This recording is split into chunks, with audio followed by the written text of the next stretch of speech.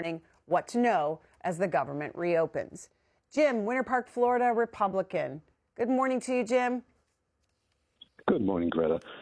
Please give me the time that you gave the first two people that were on. You gave them about 3 minutes each. The first guy from Florida was not a Republican. He was on the Republican line. He even said twice. All right, Jim, let's get to your point then.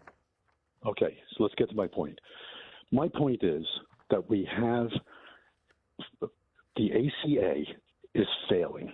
It's been proven. And so we put subsidies on it during the COVID. Are we still in COVID? I don't think so. But the bottom line is common sense.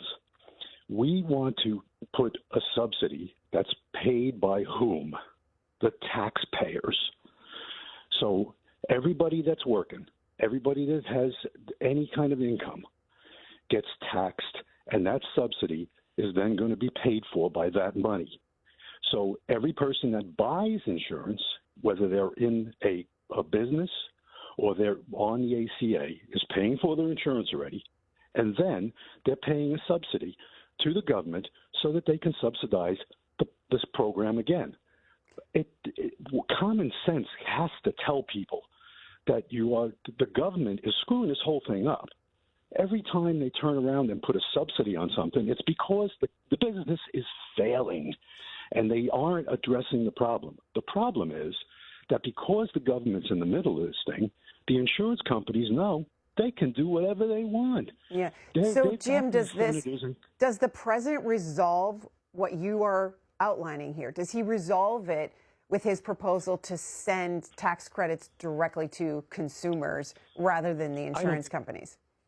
No, I don't think that's a good idea either. The reason I say that is because people will then spend that money on something else, and then the government's going to go and say, we've got 40 million people that don't have insurance because they don't have the money, and President Trump sent them money, but if they couldn't afford to spend it on their rent, their car, their this, their that.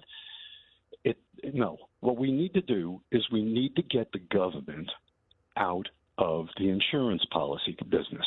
So, Jim, it sounds like you agree with Speaker Johnson, and you want him to hold firm then on the House side. What did you think of Senate Majority Leader John Thune promising a vote to these 8 Democrats? Not an outcome, but a vote. Yeah, well, you can have a vote.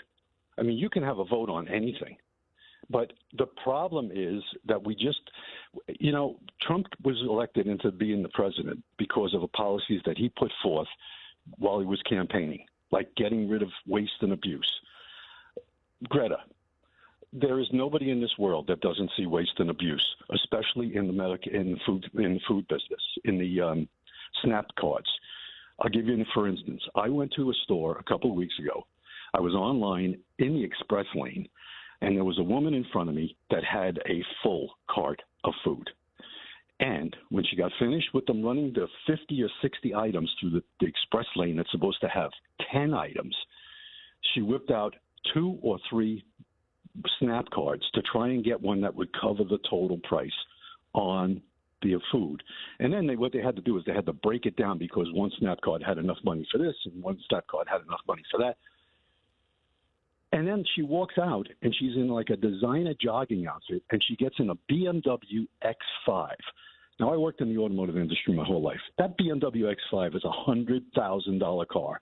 I drive a $2,000 2006 car because I can't afford to buy an X5. But, I'm standing there looking at this woman, and I'm thinking to myself, she doesn't need these SNAP cards. She's putting her growth.